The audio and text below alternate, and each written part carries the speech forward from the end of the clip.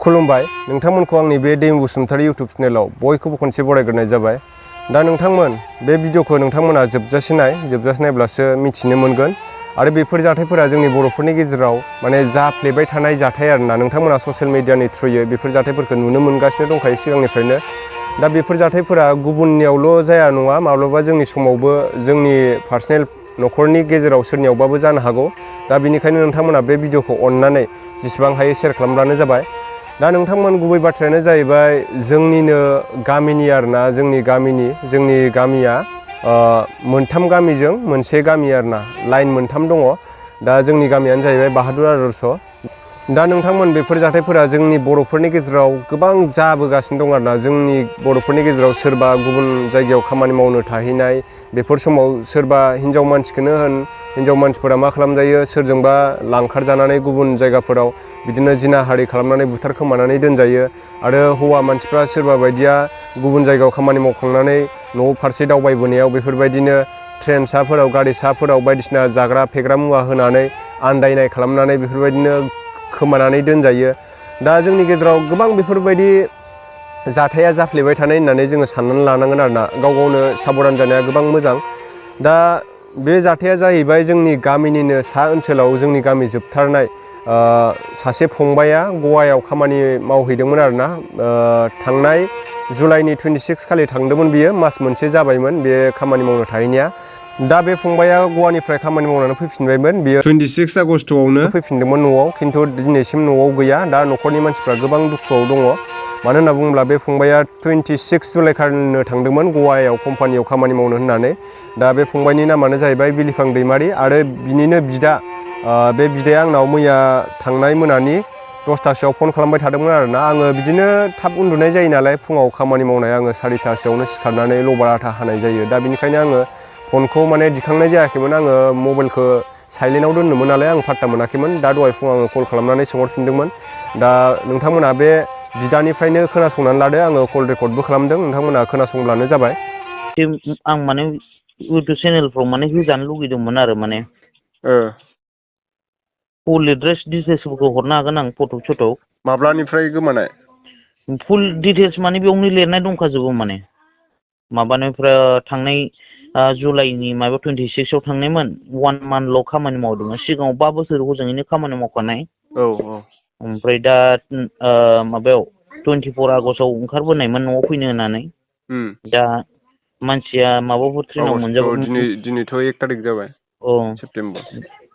दा ट्रेनाव माबाफोर मोनजाखो नामाथाय दा मानसिया एसे फाग्ला बायदि खोन्थाहरनो रोङा मानो रोङा दाख्लै सुनिबार खालि जों रायज्लायनायमोन आरोना। दा बिनिफ्रायनो मानसिना सुइस अफ ओमफ्राय गोमाना दं आरो टेनसनाथ' इसेबां जानो गोनां गैयामोन मानसि मोजां मोनब्ला। ओमफ्राय दा मानसियाथ' हेल्थ इसु जानानै दं नालाय दा एकदम परिजन जाना दं आरो थानायावबो केस होबाय बड'लेण्ड रादाबावबो हरबाय। थारमाने इउटुबार हिसाबै आं नोंसिनिबो माने आं बावनानै थादोंलै मैया प्रबिन दानो कल हरबाय आङो माबायाव गुवाहाटियाव ओमफ्राय ओइ दैमुआनो दं माथो खाथियाव होननानै बुंहरनायखाय माने एसे खोन्थाहरनो हाया बेनोबो होननानै बुंनायखाय आं मैयाबो कल बुनायमोन आरो। माने मैया आङो थाब उन्दुबायमोनलै हराव बे थाब उन्दुनाय जायोना फुङाव लबार हानाय। सानखादों आं माने माथो खालामनो गामियारि माने थाब थाब उन्दुखागोन ओ उन्दुदों जोंबो उन्दुनायनि सम मोनखादो टेनसनखायसो नंगौ थाब उन्दुनाय आरो आङो फनखौ साइलेन्टआव दोनफ्लाङोना फात्ता मोनफ्लाङा फन दा फैबा।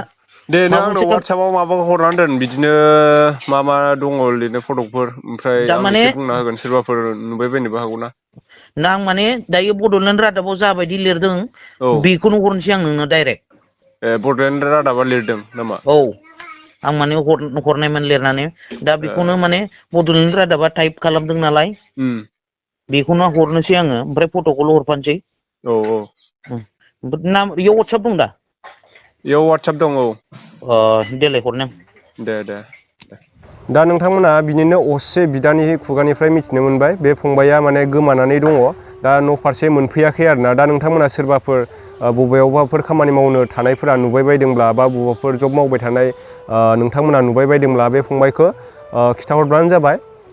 नैबे स्क्रिनाव होबाय थानायानो फंबायनि फट'गा बेनिफ्राय डिसक्रिपसनाव आङो फन नाम्बार होनानै दोनदों नैबे स्क्रिनाव नुनायानो फन नाम्बारा दा बेवहाय कल खालामनानै खिथाहरब्लानो जाबाय आरोना दा न'खरनि बिमा बिफा बिदा फंबाय भाइ बाहागि गोबां दुखुआव दं आरोना जोंनिनो गामिनि जोंनि गामिया जाहैबाय बाहादुर आदर्श बेनिफ्राय उदालगुरि डिस्ट्रिक्ट जोंनि डिस्ट्रिक्टआ दा बे फंबाया गवायाव खामानि मावनो थाहैदोंमोन जाहैदों आरोना माने 26 जुलाइ खालिनो थांदोंमोन बे न'निफ्राय खामानि मावनो होननानै मास मोनसे जाबायमोन खिन्थु गेजेर ससेयाव फन खालामदोंमोन आरोना बे फैबाय थानाय समाव खिन्थु ट्रेनावसो माबाफोर मोनजाफ्लांखो ना माखो दा बुंनो हाया आरोना मोजाङै गद खिथाहरनो रोङाखै गावबो दा बिदाया बुंहरनाय बायदिब्ला माने एसे सन्देह जादों आरो गावसोर ट्रेनावसो माबाफोर मोनजाफ्लांबाय नामा बेफोरबायदि सन्देह जादों दा नोंथांमोनाबो जेसेबां हायो शेयार खालामब्लानो जाबाय बे भिडिअखौ जाहाथे फंबाया न'सिम मोनफैयो आरो गाव गावनि बिदा फंबायनि गेजेराव न'खराव मोजाङै नुजाफैफिननो हायो जेरै थांदों एरैयैनो दा 26 जुलाइ खालि थांदोंमोन बिनिफ्राय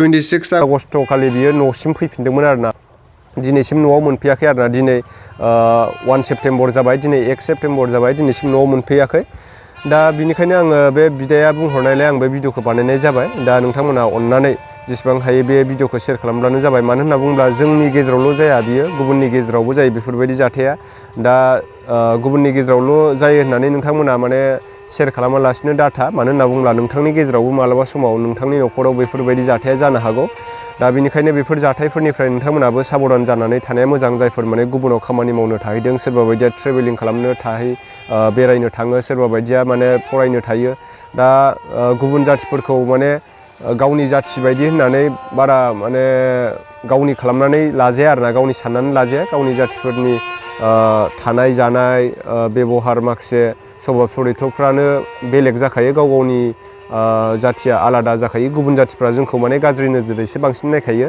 दा बेनिखायनो नोंथांमोना गाव गाव साबधान जानायखौ आङो लुबैयो आरोना दे बिदिब्ला लोगोफोर नोंथांमोना जेसेबां हायो बे फंबायखौ शेयार खालामब्लानो जाबाय फंबायनि जिनाखि आं दा भिडिअ बानायदों बेखौ जेसेबां हायो शेयार खालाम आरो नोंथांमोना जि जायगायावनो मोनो नोंथांमोना नुयोब्ला खबर खालामहरब्लानो जाबाय बायसान्स जुदि नुबाय बायोब्ला नैबे फंबायखौ स्क्रिनाव होनाय फटकखौ दा नोंथांमोना अननानै नैबे स्क्रिनाव होनाय फन नाम्बाराव कल खालामनानै खिथाहरब्लानो जाबाय आरोना दे बिदिब्ला लोगोफोर शेयार खालामगोन होननानै आं आसा थाबाय लाभ इउ अल